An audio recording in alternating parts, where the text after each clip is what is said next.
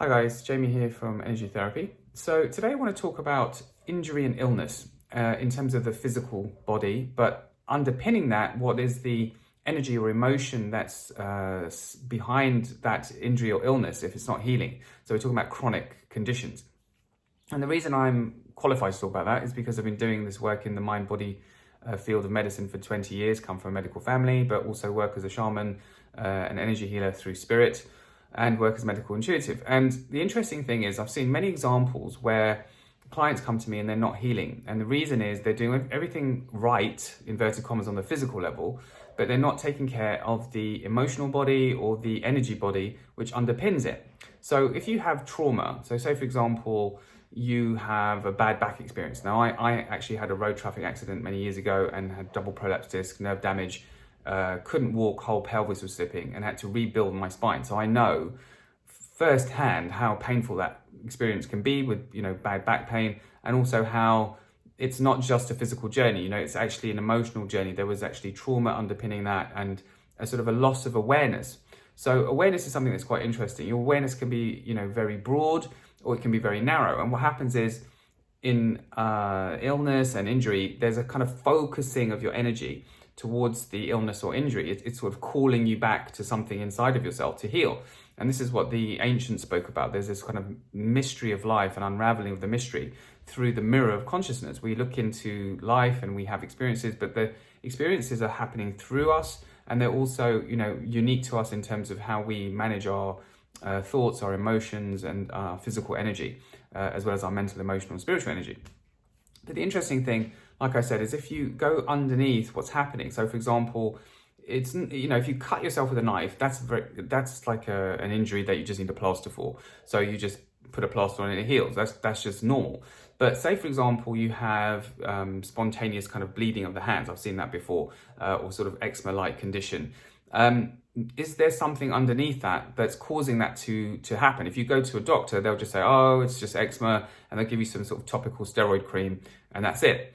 But when I've been working with clients, what we try and do is we go through the healing process, go through the history a little bit, and I'm listening on multiple levels of awareness, and I'm listening for what the trauma is, and then I look with what I call my spiritual consciousness or my higher awareness, and I ask for guidance in terms of what is the energies underpinning that. And it's a very interesting process because actually there's a field of energy that happens between two people working in that kind of sacred space where I can ask, because I know how to do that. You can ask too, but you have to learn the process. Ask for the energy to be cleaned, and it's literally happens what I call in zero time or no time. The energy is just cleaned, and then the physical body starts to adjust. So for those of you who explored this a little bit, you might have come across, for example, maybe had a sound bath or a sound healing, which is very much a non-physical experience. The sound waves are hitting the body, and then the body will spontaneously throw off energy. Maybe you'll shudder, maybe you'll have to laugh or cry. There'll be an emotional response to it. Same with, for example, hands-on healing, whether it's pranic healing or Reiki or whatever, then the same thing will happen. The body will spontaneously release stuck energy that's trapped in different places. And so it's very important from the sort of understanding of your whole self that you release trauma in the body, because if you have a depressed mind for a short period of time, that probably won't translate into sort of what I call pathology or illness. But if you have a depressed mind for a long period of time and it becomes chronic, then the cells do not function properly. The cellular memory becomes impeded, the flow of energy through the cells in internal organs and tissues and glands, these all become impeded, and it will at some point become some sort of externalized illness. And of course, then you go to the doctor, and the doctor says, oh, you've got, I don't know, whatever it is, Hashimoto's or Graves' disease or some sort of, whatever the label is, it doesn't really make any difference. There's energy underpinning every illness. So you can, of course, take action on the physical level. Sometimes it's, you're eating wrong foods, foods filled with toxins, poisons, low energy foods, you're drinking too much alcohol, drinking too much caffeine. There's things that you are certainly doing on the physical that would impact, your health. So you can take action on that level. But if you only take action on that level, you won't heal the underlying imbalance. And of course, the body is self-aware, it's self-intelligent, and it will express the illness later on or in a different place if it's in a particular area of the body. And it's the same with injury. When you have injury, sometimes you've got to a train of negative thought that's carried you to that point in time, and you've lost awareness, and you've had maybe an accident, fallen over, broken your leg, had a car crash, some sort of trauma has become embedded into, literally physicalized in the body, but it's underneath that are sort of the emotions and the energy of that need to be released. So I'm not going to go into the mechanism of how. I'll leave a link to my site, and you can read some testimonials and sort of try to understand the process. But it's basically through intention and awareness. Those are the two key factors in shifting the energy of yourself. And that can happen in meditation, of course. If you're a meditator or a yogi and you're doing the deep work, you'll understand that there is a non-physical part of you that you're communicating with. So what I'd like you to get in touch with, though, is to start to understand that there's an undercurrent of emotion and energy behind every experience. And if you can get in touch with that, you will start to understand much better why you're experiencing something. Of course, if you're generally well and healthy, that's fine. But we do encounter what I call entropy. We are, as we move along this kind of imaginary timeline, we go from birth through youth into middle age, old age, and then death. I mean, that's the general progression. So you have to sort of understand that there's this kind of timeline of, decay in a way. That the body it becomes older and, of course, less flexible, less agile, less strong. But that's also down to the fact that we also vibrationally don't take care of our emotions and energies. We also don't do enough internal awareness practices.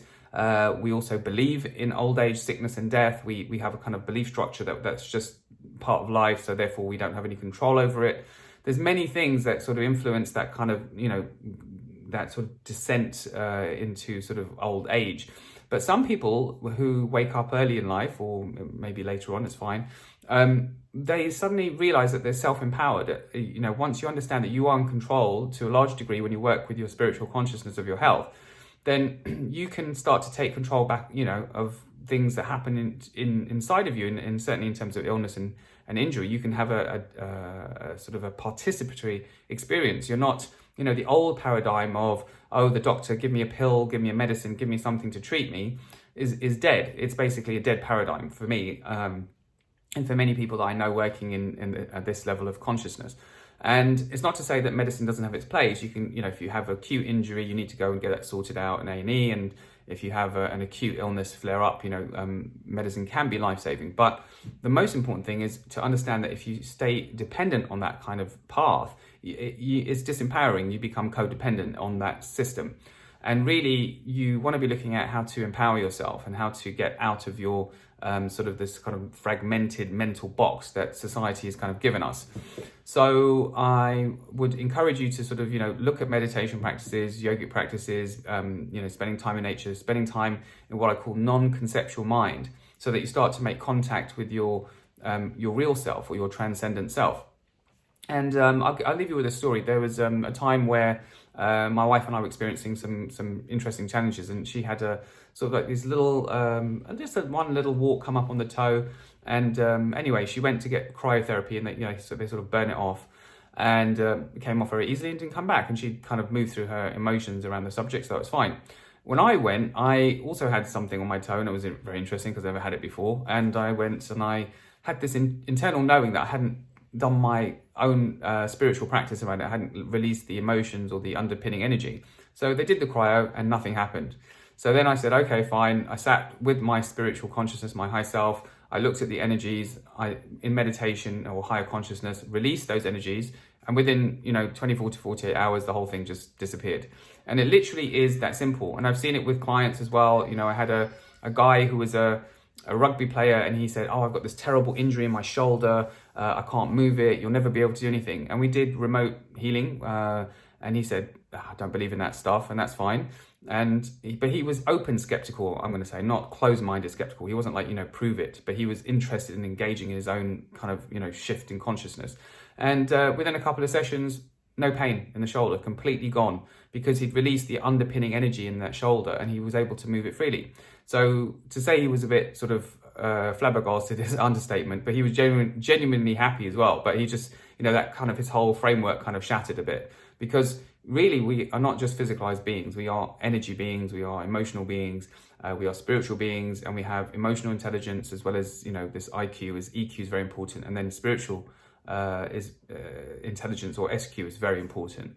So I'm going to leave you with that. If you'd like to work with me, do feel free to book in. I'm happy to work with people one-on-one. That's my best work.